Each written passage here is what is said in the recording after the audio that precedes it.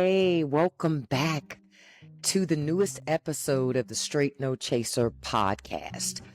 Before I get started today, I first want to thank you for taking a moment to listen to my podcast because you could listen to anybody's podcast. So thank you. I'm new to this. I am true to it. I just started podcasting a couple of weeks ago, and what you're going to see in and I know you've already noticed in the last couple of episodes is that I tend to switch things up because I'm still trying to figure out the right formatting, the right way to record these things, the right way to provide the information. And one of the things that I know that I've figured out is that I am limited by the technology available to me. Meaning that's code word for I don't want to buy anything new because I already own enough. So I'm making it work the best way that I can. And the way that you can help me is by providing feedback to me about what formats work for you and what doesn't, right? I've tried the landscape view. Now we're doing a more of a portrait, you could say a mobile device view. So I'm trying different things out using different audio options. Because to me, some of the microphones aren't as good and aren't as silky for this voice of mine as others, right? And so we're going to try something different. So please give me that feedback to let me know what you think about the format Swifts. Because frankly, when I kept doing the landscape view, it would make me sleepy. And I don't like doing something and feeling sleepy, you know? So I'm looking forward to having this podcast discussion today in a much different format, but we're still going to get down into the dirty of it like we always do, right? Before we get into our topic, our grand topic of discussion today, because today's discussion does go back to money, but in a different kind of way. I want to talk about a couple of things that are happening in the news, right? Because we got to deal with current events. We got to talk about where we are. So many people want to sit in a place that's not reality because it feels good. But there are moments in your life, right, when you have to let go of what doesn't feel good so you can be honest with yourself about what you need. Because a lot of times what feels good to you ain't good for you, right? And even sometimes the things that feel bad don't mean they bad. But it's best to be in reality so you can figure out what's going on, right? First thing, the president. He has been the gift that has continued to give to other nations, frankly. He started a trade war with China, and at this point, we're not doing too well, you guys. Because China's now starting to expose how American manufacturers have been treating the American consumer. How the American manufacturer has been buying goods and services from China for pennies on the dollar and then repackaging them up and selling them to Americans under the guise of made in America so they could charge us more. People are starting to wake up to that. And I think a lot of people are thinking about whether or not they still want to be a part of something like that. Is that the country that I signed up for? Is that making America great again, doing those types of things? Now, I can tell you that merchants, companies, corporations, they felt like it was the greatest thing ever, that they're able to put the least amount possible into the resources of the thing that they're trying to build or the service that they're trying to provide and charge us as the American taxpayer the max amount of money. They do it all the time. They've always done it. It's just that with the trade war, China has exposed it more, and it is causing Americans to start to have a conversation amongst ourselves like, why am I paying more? Especially when I don't make more money.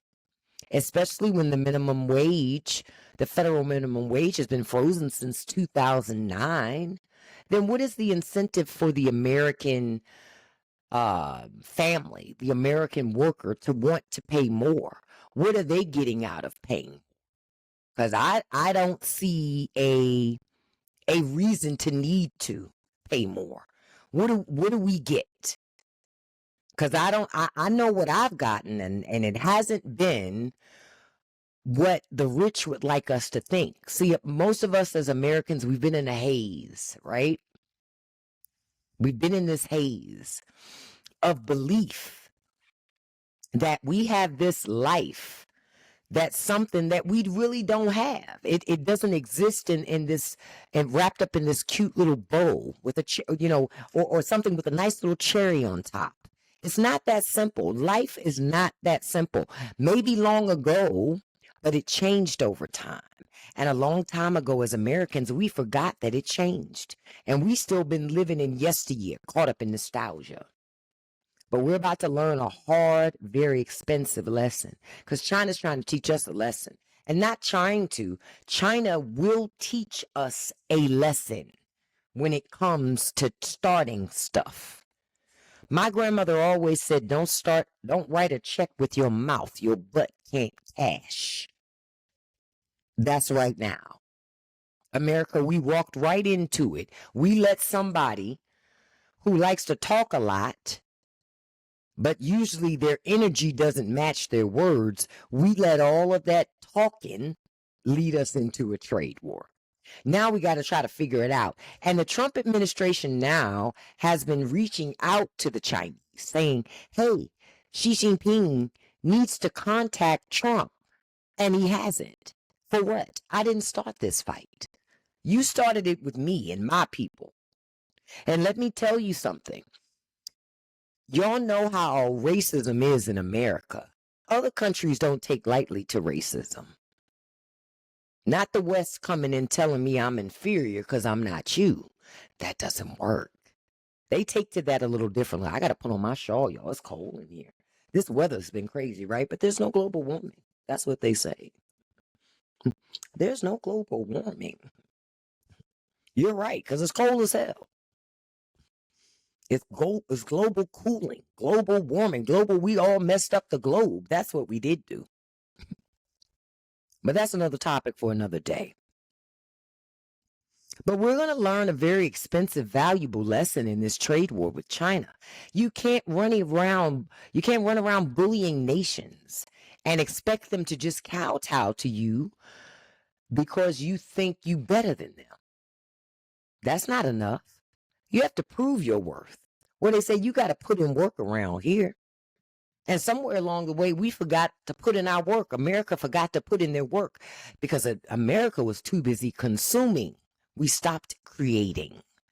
See, we said the creation were for the people in the low-wage jobs. That's when this certain segment of the American population that was really pushing money. That's when they pushed, oh, no. We don't need those types of jobs.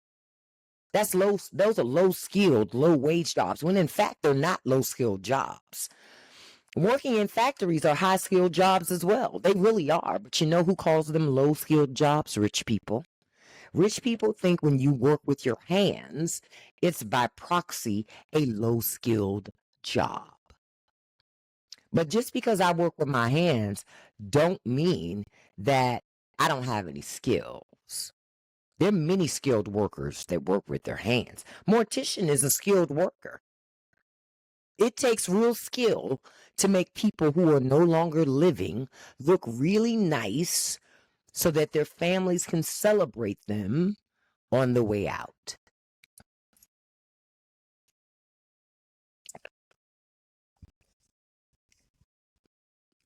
That absolutely, positively, that's a tough job. Excuse me. That's not easy to do. That is a tough job. But the what they call high skilled workers, which is really the corporate people, the CEOs, the board of directors, people like that, all of a sudden they're high skilled workers. How? How did we get that change?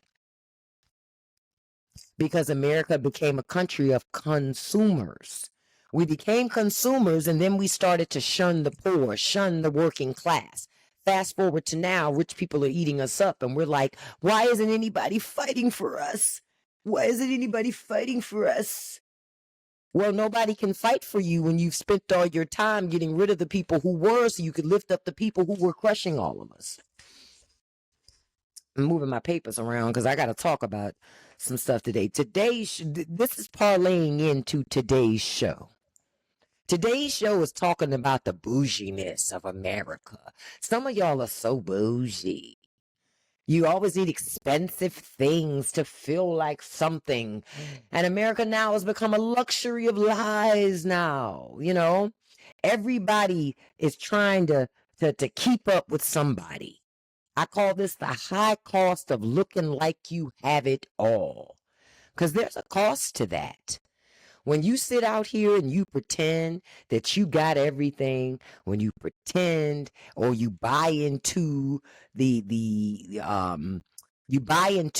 stuff that's presented to you, yeah, it's going to be an extremely high cost, right? A high cost, darling. So we're going to go all the way back when we start talking about consumerism, right? Because it didn't just start today. It started long before today, right? Long before today. We're going to go all the way back to right after World War II. Because that's where that birth of the consumer class came about. That's where it came about. See, after World War II, the U.S. experienced an economic boom after the war happened, right? The GI Bill helped millions of Americans buy homes and go to college. So you got people who got educated and who were able to buy a house. Now mostly y'all know who I'm talking about. But those are the people who were able to benefit, and the suburbs exploded along with redlining. We can't forget about, if we're going to talk about the facts of everything that's happened, let's just talk about all of it. Let's just talk about it. All right? But the suburbs exploded. Manufacturing jobs paid a lot of money. And for the first time, a large number of middle-class Americans had money. They had disposable money that they could spend it on something, whatever they wanted. And that's when it started with people buying things they did not need. I got the money. What's the big deal? Why can't I buy what I need? I got the cash. It ain't nothing. Ain't that what they say? It ain't nothing but to give it to them. And when companies saw that Americans had a lot of just this extra money laying around that they could do whatever they wanted to with, companies said, oh, we got to find jobs for that money. We've got to show the working class people by advertising to them that they need to buy all this stuff. So we're going to create all this stuff so they have to buy it. And when they don't run and buy it as soon as we put it on the shelf, we'll mark it down. So we can make them feel like you got to get it before it leaves because the sale's going to end soon. See, that's where it began. After the war, Americans had money. So guess what Americans did? Spent it. Now, when we say Americans had a lot of money, we know we're talking about white America. White America had a lot of disposable income because the government propped them up to do so. Propped them up to do so. It became patriotic to buy stuff. You weren't an American if you didn't buy things. And this wasn't just post-World War II. You can say a lot of that for now. Look at how people are talking right now. Buy, buy, buy. Buy American. Patronize Americans. Everything's about money, money, money, money, money, money, money. Because that's all they want from you ultimately is your cash. Cash is king, baby. And they want all of it. They just told you cash is king and they want all of it. These are the things that have broken us down. Buying more was not normal anymore. It's been a part of the American dream. It's not normal for people to buy just what they need. There's an expectation that you're going to buy way more than you needed, but it doesn't matter because we're making America great by doing that. Being so wasteful, buying things and trashing them, buying things and leaving them to rot in oil fields. I said in oil fields, and leaving them to rot in wastelands and trash fields and dump sites. That's what we call excellence. Honestly, American exceptionalism in America is very wasteful. Yeah, Americans spend a lot of money on nothingness. Americans spend a lot of money buying things we don't really need because the American system is constantly marketing to you about why you need it. Buy it, buy it. You need it, buy it, buy it. Wouldn't this look great on you? Don't you like this? Don't you need a new car? Don't you need a new house? Oh, looks like your neighbor's got a new deck. Don't you need a new deck? No. No, that's the machine. That's the beast that wants to get fed with your money. Stop letting them do that. Stop letting the beast get fed with your cash. That's your hard-earned money.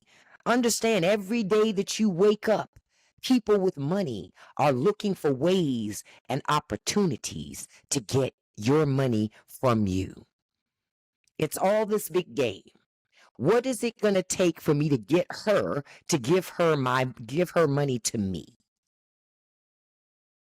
And they'll even create problems for you so that you will pay them to solve the problem that they created. And it all started after the war. Because, see, after World War II, everything was about rah, rah, America, America first, America first. And people had money to spend. So you show you're an American by how much money you infuse into the government economy. How much money you infuse into that American economy dictates your love of country. When all of those purchases don't actually indicate that you love your country, it indicates that you have a spending issue. Yeah, there's a spending problem. America as a whole has a spending problem. The country, we're in tons and tons of debt because as a country, we have a spending problem. We love to spend money on things that really don't help us in hopes that the things we do put that money into just might turn out okay one day. But we all started with that post-World War II, where the government had convinced people to buy. You were not an American if you didn't. And so Americans did. They bought homes, they bought cars, they went to college, they bought clothes, they went on vacations. Americans spent a lot of money over the course of many, many decades during that time. They spent a lot of money to show how much they love their country. And then fast forward when we get to the 80s. That's when Reaganomics gets started. If you're old enough, you remember Reaganomics. Reaganomics came along when Ronald Reagan came along. And Reaganomics caused even more problem for America when it came to our money, especially when you're talking about the working class. See, I'm trying to get this back to the working class. When you stay focused on what happened to the working class, you'll know how we got where we are right now. So Reaganomics was all about money and deregulation. Sound familiar? Republicans still love deregulation, right? But with Reaganomics and the deregulation era, the government took a hard turn towards laissez-faire capitalism.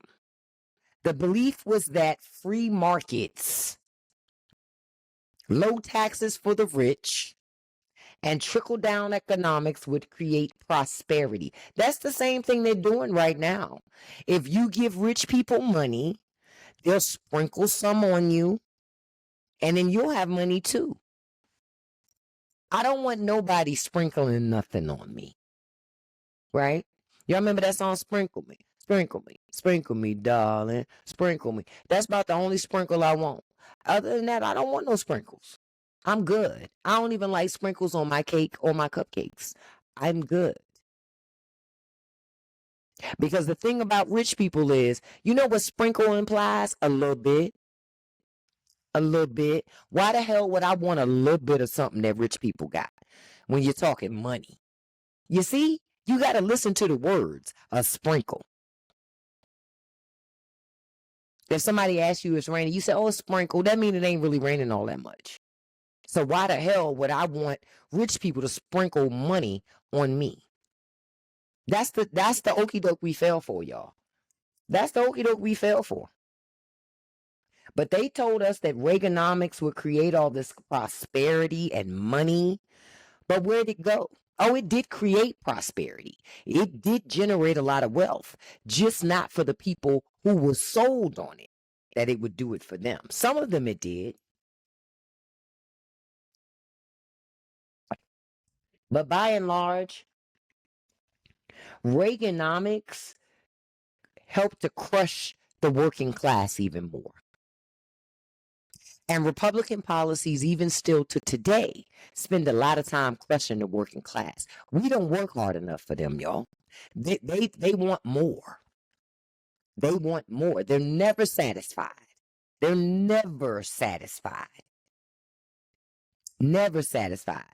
And you wonder what happened, because they claimed that Reaganomics, deregulation, no taxes for rich people, all of this stuff would make everything better for us. But instead, rich people got richer.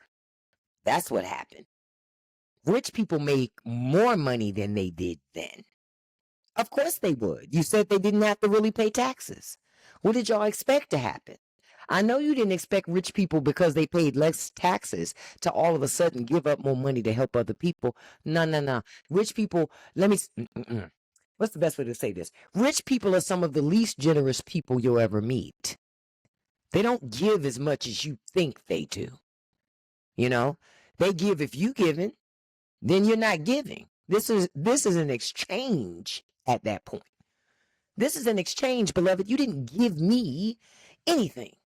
We exchanged resources, exchanged goods, exchanged information, exchanged ideas, whatever that is.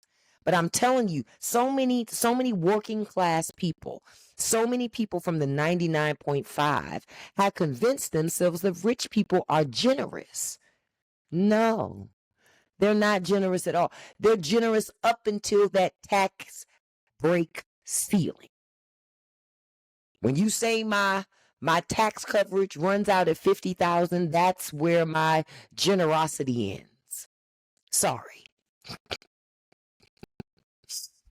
That's why I've decided I'm not going to help out anymore, because there's no return on investment. That's how companies and people with money think. What is the return on investment for me to do this? That's what they think. There was no return on investment for the poor and the middle class when they voted to put Reagan in office, and he essentially crushed them. Then Bush 1 continued it. Bush 2 continued it. Just a continuation crush of the poor, working class, middle class. Then we also know that when the 80s came, corporations became kings. Yeah, became kings. They were obsessed with shareholder value. Everything was about the shareholders, cutting labor costs and maximizing profits. That's why I say everything for these companies is about money. They'll tell you one thing, but ultimately, money is the beast. Money is the thing that makes the world go round. Money is the thing that separates the men from the boys. Money. They don't like to say it, because then they go, I don't want to seem heartless, but you are heartless. They look at us that work in these jobs as resources, And when they're done using you as a resource, they'll boot you out. They don't care about your family. They don't care about your life. They don't care about your survival. That's not their problem. They've decided that your survival is your issue. So you need to deal with it, mama. You need to deal with it, pops. Stop waiting on these people to do something for you because they ain't going to do it. So why should we support trickle down economics? If I've got to take so much personal responsibility for myself, I think rich people should take personal responsibility for their own businesses and not be looking to government to lift them up. Just my assessment of the situation. Because understand, as soon as a company's profits start to lag, the first thing they're going to do is cut their resources, and that's their labor costs. That's you and that's me. Those are the first things that always get cut. Why? Because I can. Because I can. And they feel like they can always replace people. It's not that really that big of a deal. I can replace people anytime. Anytime. So I ain't even worried about it at all. That's what they're thinking. And then also, another way how this happened in the 80s, they started crushing labor unions, and they still crushing them. And they're still crushing labor unions. I keep saying labor unions are about collective bargaining. You get to work together as a group and use that stuff as leverage up against your employer. You don't give us what we want, we all walking out. You not making no money. If you just say you just walking out, that ain't enough, baby. You're not going to stop nothing. One monkey don't stop no show, like they say.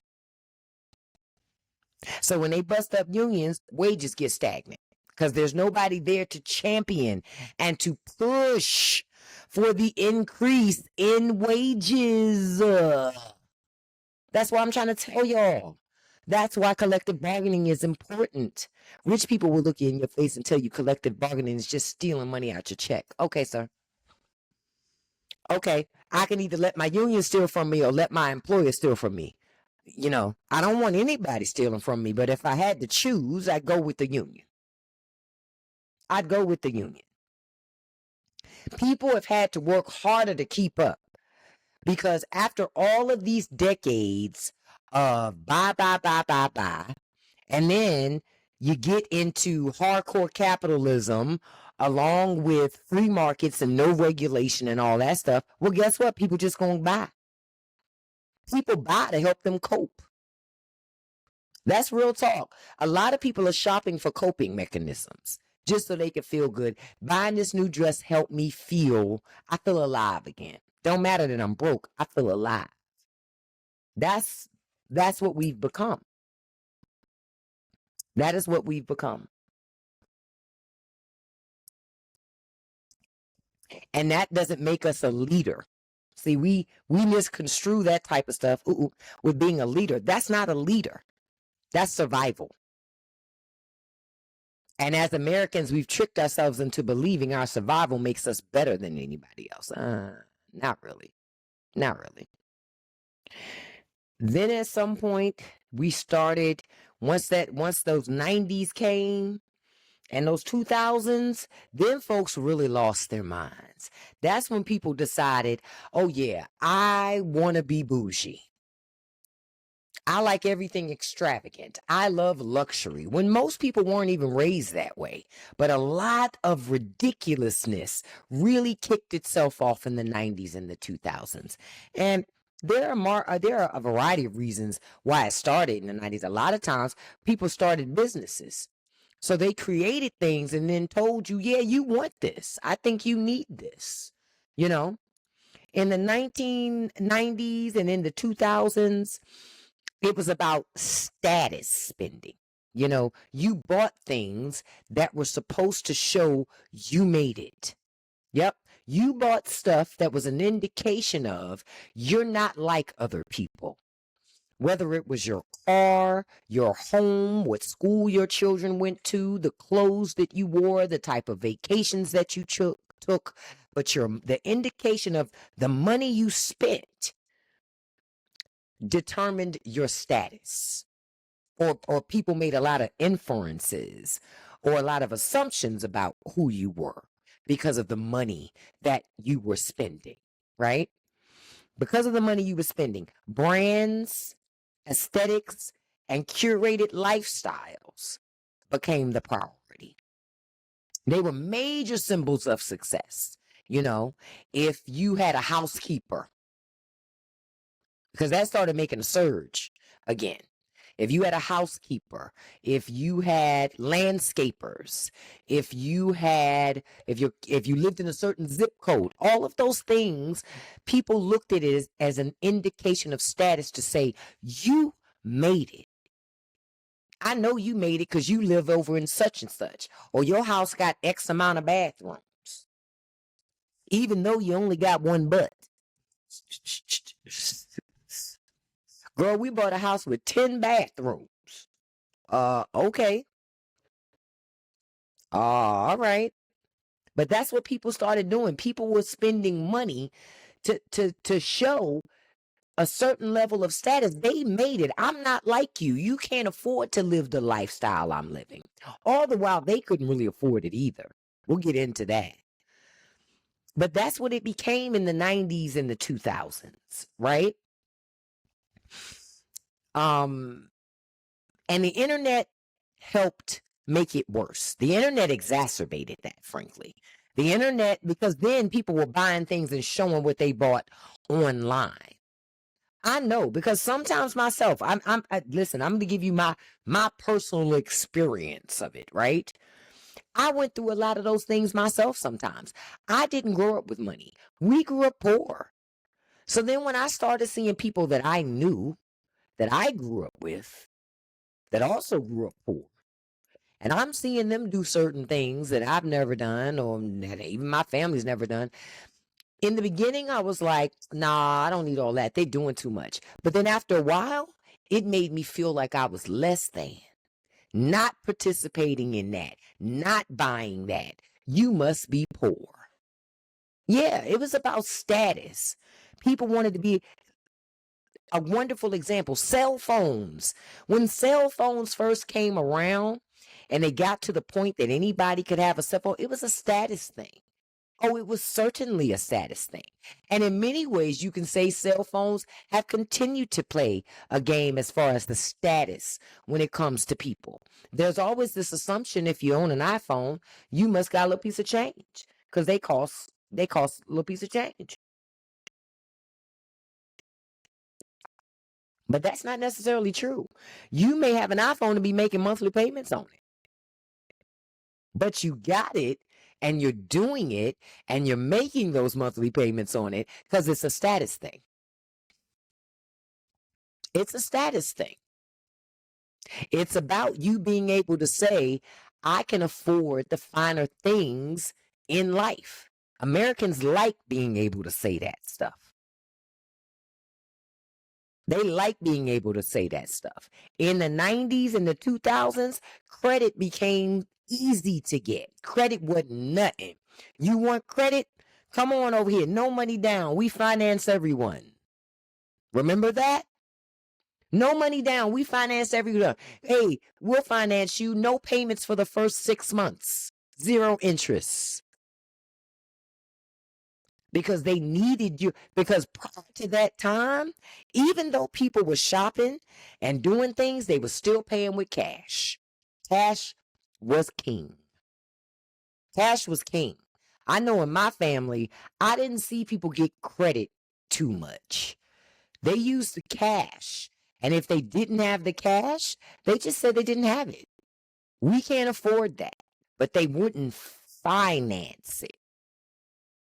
That became a new age thing that people started to do way later than in life.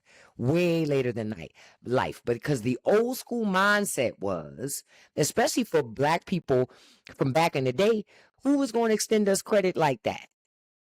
Not a lot. White people were funny about that stuff. The racism in America, if you wanted to be extended credit, you had to be white, male, because women weren't getting no credit either.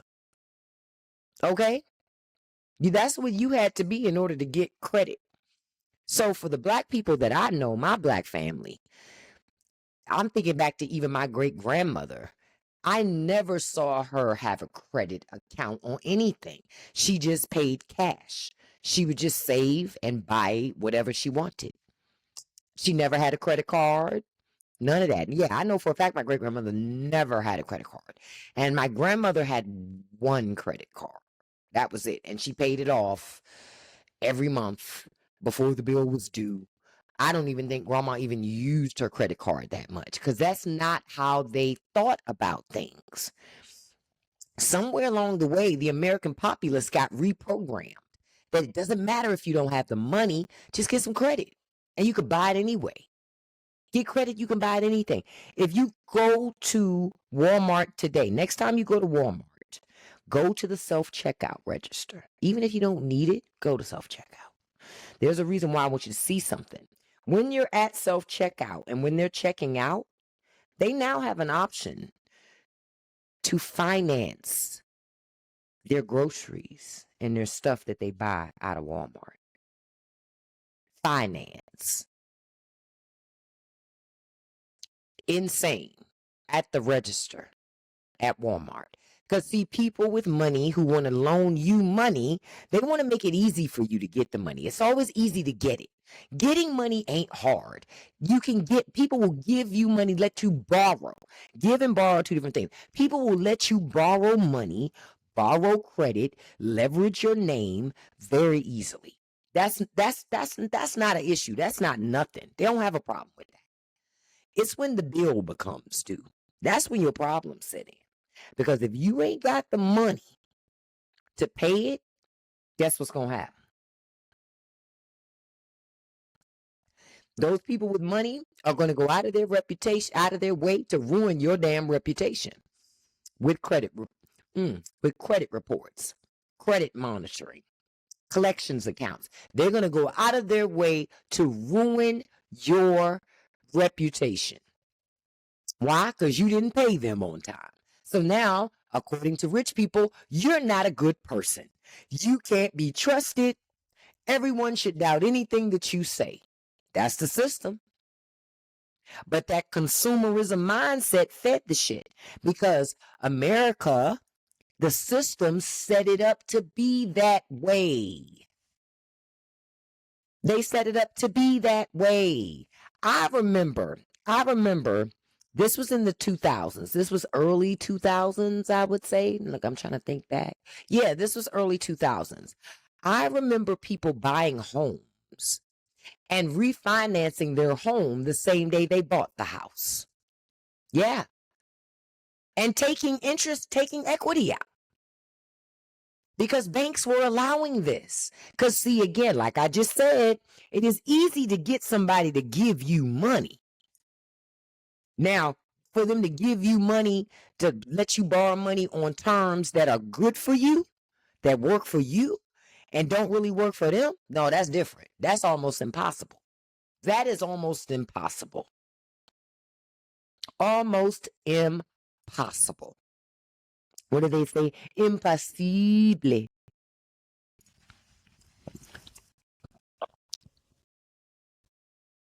But that's almost impossible to do.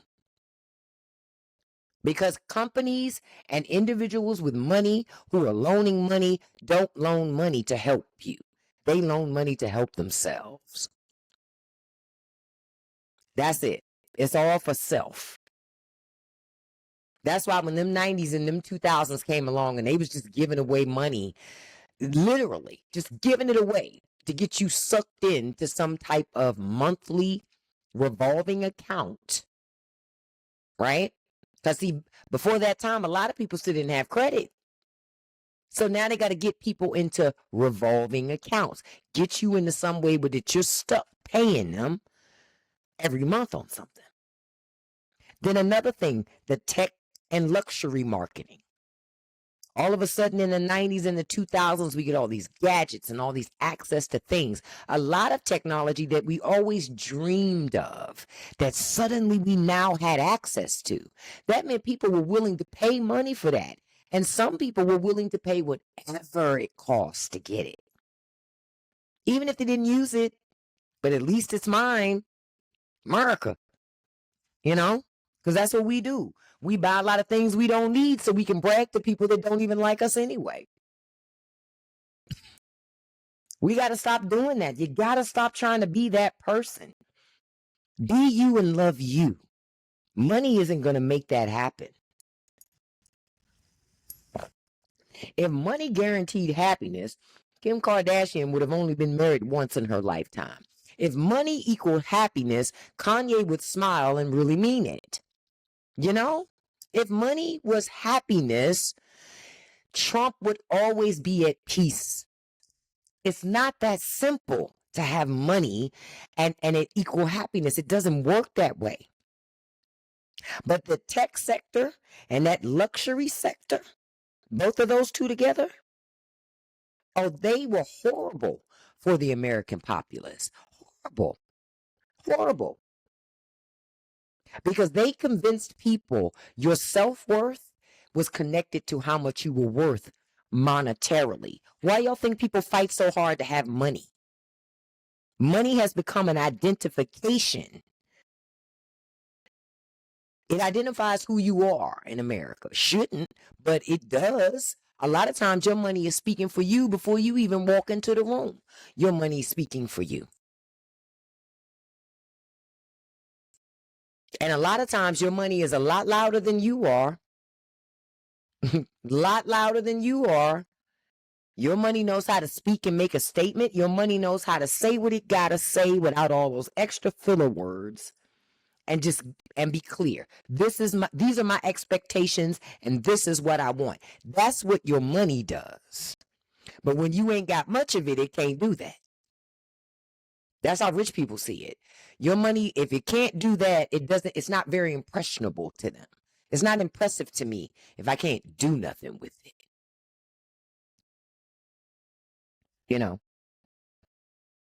But rich people help to create this system that they want to keep going on the backs of our hard work and on the backs of you being so addicted to buying stuff that you'll forsake all of the things that are really important to you just to buy shit. Yep, it's all about buying shit. No. Buying things aren't going to make you happy either. Because when the novelty has worn off on all the stuff that you bought, then what?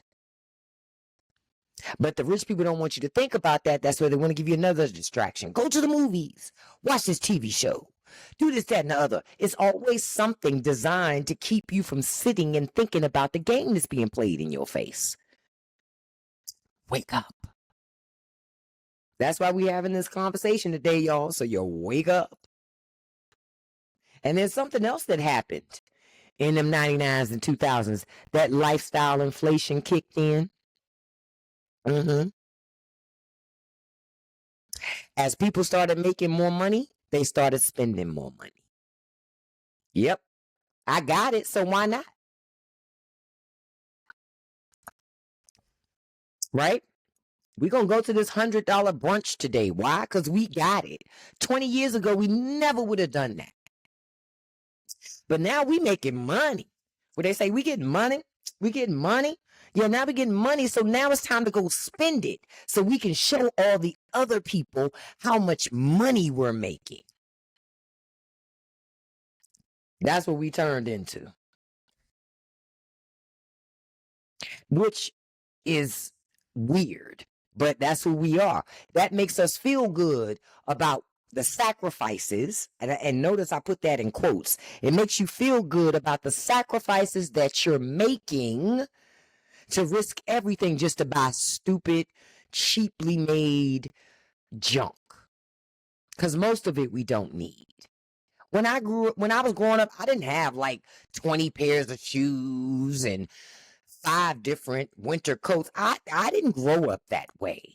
I don't know if anybody listening can identify with me, but I didn't grow up like that. You had probably 2 pairs of shoes for winter, a couple pairs of shoes for summer. You know, you got a couple shirts, couple bottoms, you got your underwear, you got your but we didn't grow up rich. No, that's a mindset that regular working class people started adopting because we started having more disposable income. But that's not where we are now. But back then, we had more disposable income. So you wanted to find things to spend it on. It made you feel like somebody. All those people you had been watching on TV for all those years who were rich, who was doing, now you get to do rich stuff. Girl, I got a walk-in shower with a steamer and a bench where I can sit in there. Did we need that? Or did you just want it because it made you feel like you were doing something? Because see, now it's not enough to have a phone. It has to be an iPhone 15 Pro Max with matching accessories and and then in the other hand, you got Starbucks. See, everything's about status. A lot of people don't want to make coffee at home because it's not as cool. I want to walk around with my Starbucks cup. Yeah. To show I got money and that I made it, and I buy boutique coffee before I even go to work. Huh? But I know that's not how you were raised, but you got caught up in the cycle of it all because of marketing. These companies need you to play a part. And when you play a part, you buy the uniform. And when you buy the uniform, we know you fully in, then we can just keep getting money out of it. We'll just sell you more and more uniforms, and you'll keep buying them. You'll keep buying them. Another way we got into being this bougie culture, spending all this money, acting like we need all this stuff that we really don't need. Buying things became a way people coped with their lives. It became easier to buy a new outfit than it was to go to therapy and heal from your wounds. No, I'm not healing from shit. What they say, I'm not healing from nothing. I'm gonna go buy a new dress and some shoes, and I think I'll feel better after that. But you never feel better. You just got a closet full of stuff, and you still feel empty. But the machine will tell you, go buy, go buy, go buy. No. And this is especially true for the millennials and Gen Z. Wages have not kept up with the cost of living nor the increase in productivity that we as adult Americans in America now provide at this day and time.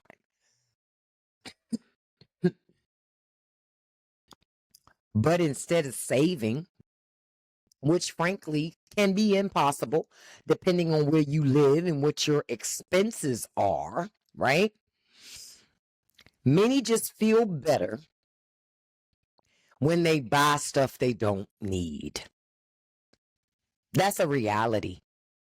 It makes people feel seen. It makes people feel validated. It makes them feel in control. Because see, when I can't spend money on what I want to spend money on, when I want to spend money on it, I don't feel like I'm in control. But even if I took my last $10 to buy that Starbucks mocha frappuccino, it was my choice. That's what Americans are doing now. It was my choice to spend my last on that mocha frap. I'll figure the rest out later. We can't, that doesn't work for us. That does not work for us. But that's what people started doing. They said, I'm going to just buy stuff because I don't feel good. And you know what people love to say? Treat yourself. Treat yourself. You deserve it. You've worked so hard. So you want to treat yourself to another bill. Because that's what you're doing when you hear that statement. You can treat yourself a plethora of ways without treating yourself to another bill. There's a way to do that. It's going to require you to be deliberate and make choices that make sense for your life, but you can do it. People just do what's easy. And it became easy and it felt good when folks spent money on themselves. Like I'd say, it's a coping mechanism. It's designed for you to feel like everything's okay, even when it ain't okay. Some of us learn to cope with our stresses by buying things because we learned that same behavior from our own parents. Our parents, they coped by buying shit. I'm upset about everything that's happening. I'm about to go buy a new pair of shoes. I'm upset. But that doesn't help you. It just puts you deeper into the hole, deeper into the bucket that is debt, that is oppression, that is slavery. That it just leads you deeper into that hole, but it certainly doesn't take you out. It certainly doesn't take you out. Capitalism loves when you want to treat yourself. Because capitalism knows when you go to treat yourself, they're going to make so much money. They're going to make money off your ability to want to give yourself something great and fun and luxurious. Yeah, capitalism be salivating over there like Birdman. You know, just salivating. Like, come here, girl. Let me show you what it do.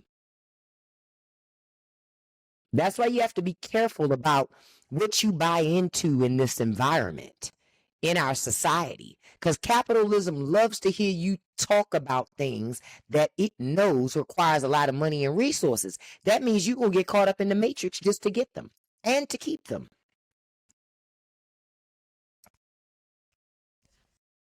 Another thing that got us into this bouginess, and got to be honest, it's that globalization combined with supply chains and greedflation. Companies wanted to make money, and at any cost, I'm gonna make it. They start to partner and collaborate with other countries that also produce goods that they can produce them cheaper, which increase the profit margins for American businesses, right? And it just keeps the money flowing. Now, remember, we had a little break in it when COVID happened. Remember when COVID happened? It broke up the supply chains. It broke the ability for things to get from the store to your table, right? It broke it. But what happened when it broke it? What did the corporations do? They jacked the prices up. See, when nobody was really going out and the stuff was on the shelves, the prices dropped. Remember, the bottom fell out of it. But as soon as supply chains started having issues, corporations decided, oh, we can take advantage of this. Supply and demand. Because everybody knows when something is in heavy demand, but there's not much of it, it's going to cost you a lot of money. Because it's not much of it. That's what happened during COVID. Those companies decided,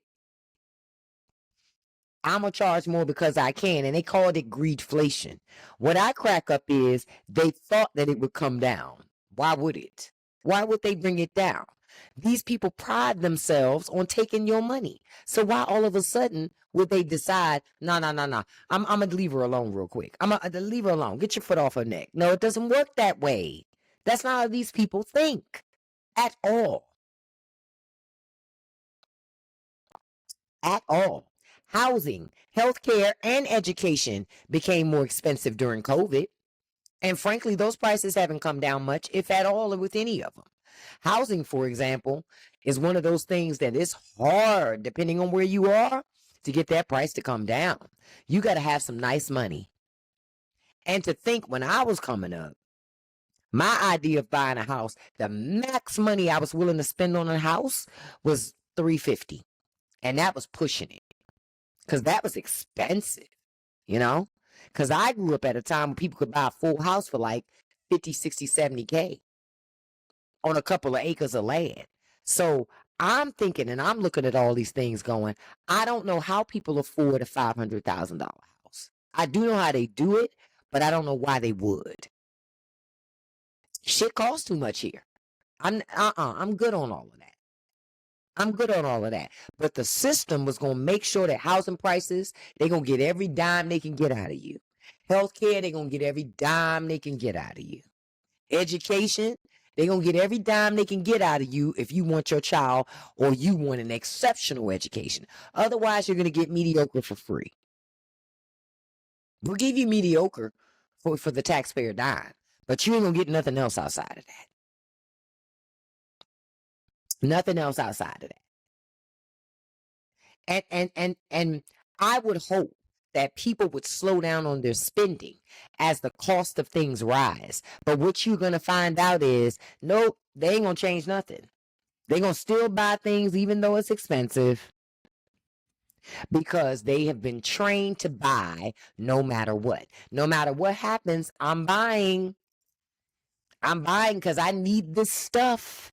And this is not who we need to be, y'all. Capitalism thrives on consumption.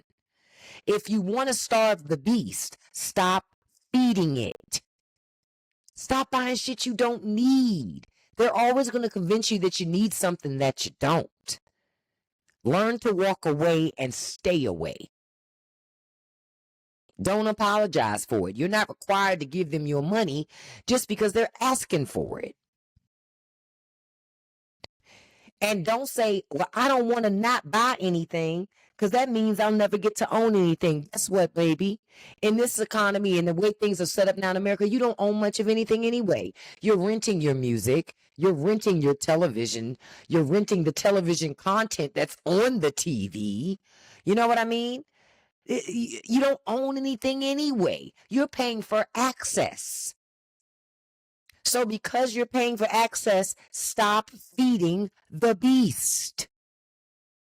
That's all I want for folk, is for them to finally wake up and see it ain't worth it to feed this beast. What am I getting out of it? More and more poor, more and more stressed, overworked, underpaid. But we fell into this hole that is consumption. Every time the beast laid out something for us, we just chomped it right up. Chomped it right up every time.